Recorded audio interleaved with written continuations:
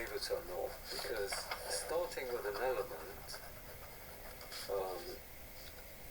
which we can name, it's going to have a field called next, and we can use the next field of an element to refer to another element. So element 1, and we can have to use next to refer to element 2, and if you've got a 2-element list, you can use the next field to point to the empty object, the null object, and I can name this special element, which I'm going to which refers to the first element on the queue, and I can refer to the last element on the last element on the queue by means of an element called tail. So let me try and show you what I'm doing here.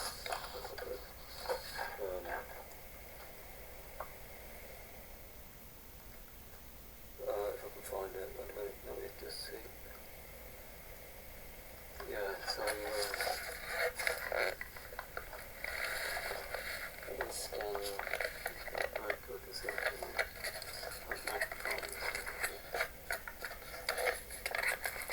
I don't know, these technological aids sometimes aren't brilliant, so no doubt of it. Okay, but I think that probably just home in. What I could do, I can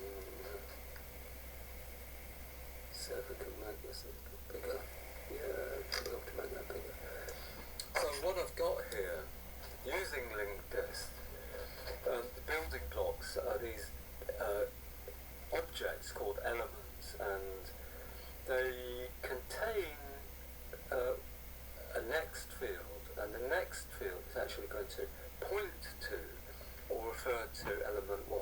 And element 1 is actually got in its next field a reference to or the name of a second element, and the next field of element 2 is actually going to refer to the null. There's no more list, it's the null element.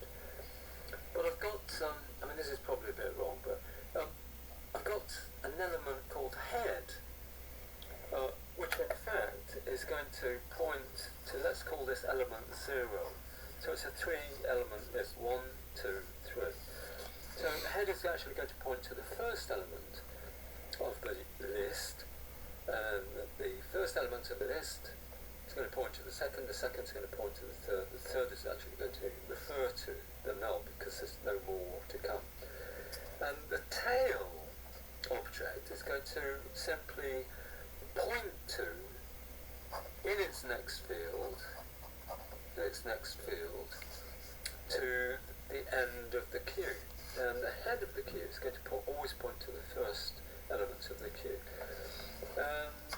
And that's the idea. That's what I mean by a linked list. It's elements being able to refer to another element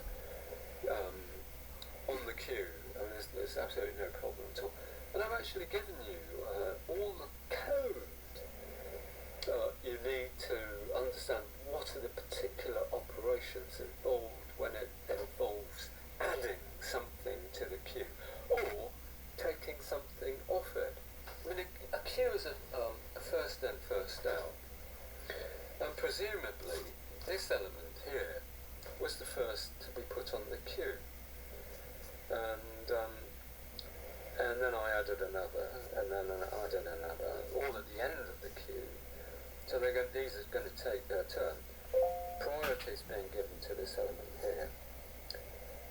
But if you think about it, what operation do you need to remove an element, or what I think I call in the assessment paper, DQ an element? What do I need to do? Well, let me show you very, very quickly. To take this element number 2 off, what I need to do is to make the tail, let's go to now point to element 1, and I want element to point to the null, I scrap this reference. So now I've got a head. The head element is this element here. That points to the second element. The second element is actually going to refer to the next element as being null. And the tail element is going to give me the new last element of the queue. And similarly, I've got a much better diagram to show you here, I think. Let me just move that down. Let me. No, wait a minute. Did I? Probably lost it forever. Wait a minute. I think I've got it here. So I've got right at the end of this little document. Here I've got some program code which you also have got in your possession. And this is actually at the end of a document on threads. So when we were looking at threads, we looked at building a queue for a lift, because as I stand on floor 55 of a lift system, the fact that I've pressed that button is going to be queued on the queue of jobs that the lift has to service. Right, so probably might go to the end of the list for all I know, I don't know. But we were actually thinking about using a lift, and we actually wrote the program using threads. So the idea was that we had a thread that was capable of putting something onto the queue and also getting something for the queue.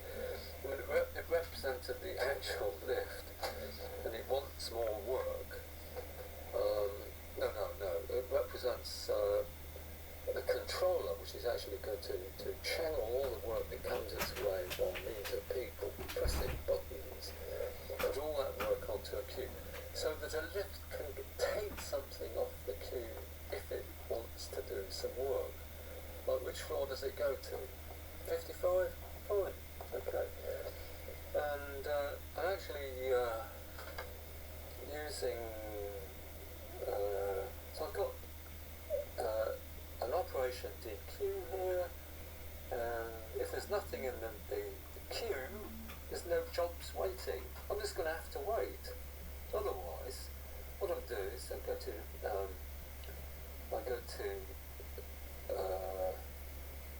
make tail E, hang on, is this right? I'm going to adding on to the end of the queue. That looks okay. That looks this up. But have I actually? What I think I should do here, or what I should have done, is to return.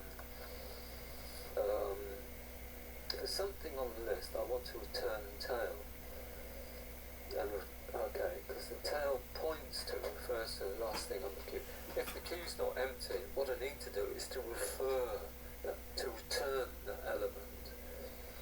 Okay, so any questions about that? If you are in any doubt about that, you can always talk to me a little bit about it after your exams are over.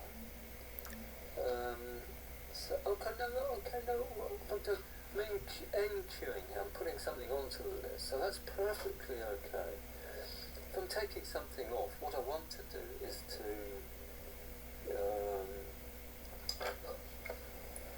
return. Returning null. It should be okay. I'm returning in the thing I take actually physically removed from the queue. Diagrammatically, here's a two-element queue in blue. Head points to the first element, tail passes to the last element. The next build of the last element actually points to or refers to the null element. There's no more queue to be sorted out. Here I'm putting, this is null, this is the head representing the first item on the queue. This is the tail representing the last item on the queue. What I want to do is to put the red object onto the queue using the NQ operator. So all I need to do is to snip this blue connection here and make the next field point to this element. And looking at the element's next field, what I want to do is to simply make it point to the null element. And the tail, I want to snip this connection because the end of the list isn't null.